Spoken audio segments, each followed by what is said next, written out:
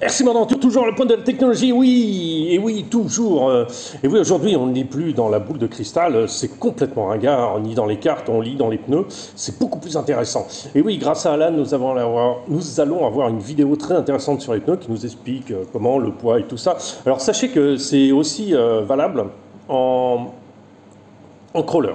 C'est aussi valable l'histoire du poids, du rebond et tout ça, ce que j'insiste à faire. J'ai pas fait encore vraiment de vidéos super spécialisées là-dedans, mais c'est très important le rebond du pneu, surtout que ça vous aide à grimper pour sauter, quoi, en fait, hein, tout simplement. Après, ce qu'on va rajouter aussi, c'est que par rapport à un pneu piste, par rapport à ce qu'il dit après, il parle surtout des pneus pistes. Donc vous allez pouvoir en profiter. Et par rapport à un pneu, comment on appelle ça, crawler, il faut savoir que les flancs, il faut qu'ils soient relativement carrés, voire assez carrés, et surtout que sur les bords, vous ayez des stries assez marquées. Pourquoi? Parce que ça peut vous aider à récupérer du grip sur le flanc du pneu. Et c'est important qu'il y ait du grip sur les flancs du pneu, ça augmente largement vos capacités de franchissement. Voilà, je vous laisse avec lui. Merci encore à lui de partager ses vidéos. C'est notre spécialiste piste et théorie en tout genre. Et je partage avec plaisir ses vidéos. Ça complète bien ce que je raconte. Et du coup, ça aussi, il aime bien faire ça aussi. Alors du coup, merci Alan. Et puis, on est parti avec toi. On t'écoute avec des grandes oreilles. Salut Xavier, alors là j'ai un petit peu de temps, je te fais la vidéo avec les pneus là, que je t'avais mise en commentaire. Alors ouais, je sais pas du tout comment ça se passe pour les pneus de voiture en modélisme, pour la piste. Parce que moi en fait je roule avec les pneus que je trouve. Alors, adhérence variable, comme ça on s'habitue aux pneus. Mais ouais, chez Yokohama, je sais parce que moi ils viennent de là. Chez Yoko en fait, tu as une courbe de grip. Alors c'est une chose assez obscure et bizarre à comprendre. En fait, quand ta roue est au sol, elle a un certain grip à un poids donné. Alors c'est un peu compliqué. On va dire que si on touche pas le pneu, s'il n'y a rien dessus, c'est très facile de le faire bouger. Il glisse. Et si jamais on met, je vais dire une ânerie, 20 kg, là ça va être hyper dur de le bouger. Il va avoir beaucoup plus de grip. Donc plus il y a de poids, plus il y a de grip sur la roue. Ça c'est un fait. Plus le pneu va s'user aussi. Mais en fait, si jamais il y a trop peu de poids, le grip va être inférieur. Comment je peux dire ça? En fait, il va avoir pas assez de grip par rapport à ce que la gomme peut faire.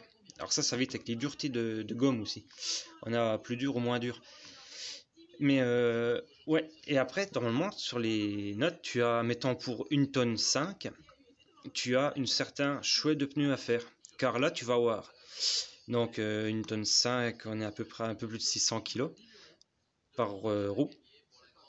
J'ai une ânerie, c'est même pas ça, c'est 400 kg. 400 kg par roue. Et en fait, le grip va être bon par rapport au grip et poids. Parce que plus il va y avoir de poids, plus il va y avoir de grip, mais plus le pneu va être soumis à de fortes contraintes. Donc c'est pour ça, essaye de rouler avec des lipos.